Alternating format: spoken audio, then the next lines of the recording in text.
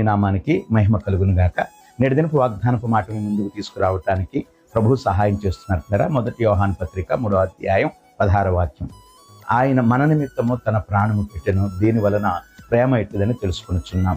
దేవుని బిడ్డలారా గమనించండి, యేసు యొక్క ప్రేమ ఎలాంటిది అని మనం ఆలోచన చేస్తే, ఒక తల్లి ఒక బిడ్డకు జన్మనిచ్చేటప్పుడు పడేటువంటి యాతన, ఎంత ప్రయాసపడి శ్రమపడి బిడ్డకు జన్మనిస్తుందో అంతకంటే గొప్ప యాతనతో ప్రభు మన కొరకై తన యొక్క జీవితాన్ని త్యాగం చేశారు. ఇలా గమనించండి, జన్మనిచ్చేటువంటి సమయంలో తల్లి యొక్క యాతన మనం గమనించినట్లయితే ఆమె చనిపోతూ బ్రతుకునివ్వటానికి ప్రయాసపడతా ఉంటుంది. ఒక మాట గమనించండి, బిడ్డకు జన్మనిచ్చేటప్పుడు ఆ తల్లికి పడేటువంటి ఆ భయంకరమైనటువంటి నొప్పులు, వేదన, దుఃఖం చూస్తే పిల్లరా నిశ్చయముగా ఈ బ్రతుకెందుకు అన్నట్లుగా లోకానికి అనిపిస్తుంది. కానీ ఆ తల్లి హృదయంలో చెప్పరాని సంతోషం ఉంటుంది పిల్లలు, చెప్పరాని ఆనందం. ఎందుకో తెలుసా? అంత ప్రయాసపడుతూనే ఒక నూతన జీవితాన్ని నేను లోకానికి తీసుకురాబోతున్నానని. అలాగే ప్రభు అయినటువంటి యేసయ్య సిలువలో బలియాగం అవుతూ మన కొరకై మరణిస్తూ కూడా ఆయన సంతోషించారు, ఆయన ఆనందించారు. అంతేకాదు పిల్లరా, మనము తిరిగి జన్మించుట కొరకు ఆయన ప్రేమను వ్యక్తపరచడానికి తన ప్రాణాన్ని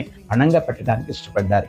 దేవుని బిడ్డలారా గమనించండి, ప్రభు ప్రేమతో ఏ ప్రేమను పోల్చగలమండి? ఈ లోకములో ఆయన చూపిన ప్రేమ కంటే గొప్ప ప్రేమ ఏముంది? కనుక ప్రభు ఈ దినాన నన్ను మనలను మరణము పొందినంతగా ప్రేమిస్తున్నాడని సత్యాన్ని నమ్మి విశ్వసించండి. ప్రభు కృప పొంది ఆదరించబడదాం. దేవుని కృప మనకు తోడై ఉండును గాక. ఆమేన్.